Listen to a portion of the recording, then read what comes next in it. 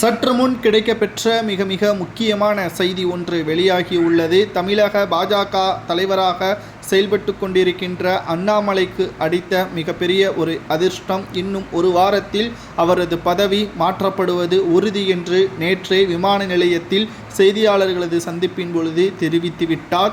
மீண்டும் அவர் தமிழகத்தில் செயல்படுவாரா அல்லது டெல்லியில் அவருக்கு பதவி வழங்கப்படுமா என்ற பல்வேறு சந்தேகங்களும் தமிழகம் முழுவதும் பரபரப்பாக பேசப்படுகின்றன.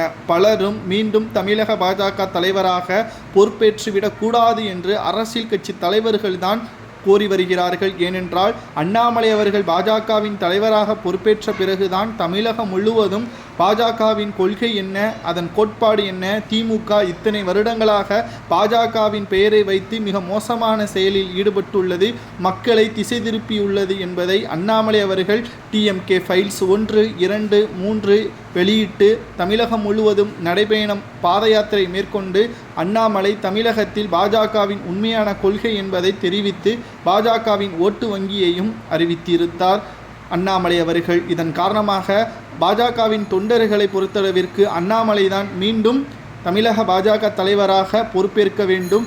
அதிமுக பாஜகவுடன் கூட்டணி வைக்காட்டாலும் பிரச்சனை இல்லை, அண்ணாமலை அவர்கள் மீண்டும் 2வது முறை தொடர்ச்சியாக பதவியில் இருந்தால் ஓட்டு வங்கி அதிகரிப்பதோடு தொகுதி பங்கீடு என்பது மிக அதிக அளவில் அண்ணாமலை அவர்களால் வெற்றி வாய்ப்பை ஏற்படுத்த முடியும் என்றும் கூறி வருகிறார்கள்.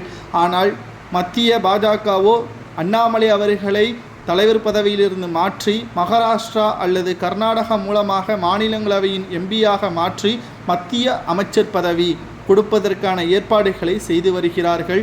அமித்ஷா அவர்களுடன் நாம் கிட்டத்தட்ட செய்தி தொடர்பாளர் சுரேஷ் என்பவரிடம் கேட்டறிந்த பொழுது அமித்ஷா அவர்கள் ஆலோசனை நடத்திய பிறகு அமைச்சராக அண்ணாமலை அவர்கள் சரியாக இருப்பார். எப்படி இதற்கு முன்னால் அண்ணாமலை அவர்கள் மாநில தலைவராக பொறுப்பேற்பதற்கு முன்னால் தமிழிசை சவுந்தரராஜன் அவர்கள் மாநில தலைவராக இருந்து அவரது பதவி பறிக்கப்பட்ட பொழுது ஆளுநராக தெலுங்கானா மற்றும் புதுச்சேரி துணை ஆளுநராக பொறுப்பேற்றாரோ அதேபோல் மத்திய அமைச்சராக பொறுப்பேற்பார் என்ற தகவலும் வெளியாகியுள்ளது. அவர் தேர்தலிலேயே போட்டியிடலேயே எப்படி மத்திய அமைச்சராக பொறுப்பேற்கலாம் என்று நீங்கள் கேட்கலாம். மத்திய நிதியமைச்சராக இருக்கக்கூடிய நிர்மலா சீதாராமன் அவர்களும் போட்டியிடவில்லை, மாநிலங்களவையின் எம்பியாக தேர்வு செய்யப்பட்டு அமைச்சராக பொறுப்பேற்றிருக்கிறார். அதேபோல்தான் அண்ணாமலையும் பொறுப்பேற்பார் என்ற தகவலும் கிடைக்கப்பெற்றுள்ளது. இது முதலமைச்சருக்கு இணையான என்பதால் அண்ணாமலைக்கு அடித்த அதிர்ஷ்டம் என்றும் ஸ்டாலினுக்கு பேரதிர்ச்சியையும் ஏற்படுத்தியிருக்கிறது. இதை பற்றி உங்களது கருத்துக்களை கூறுங்கள்.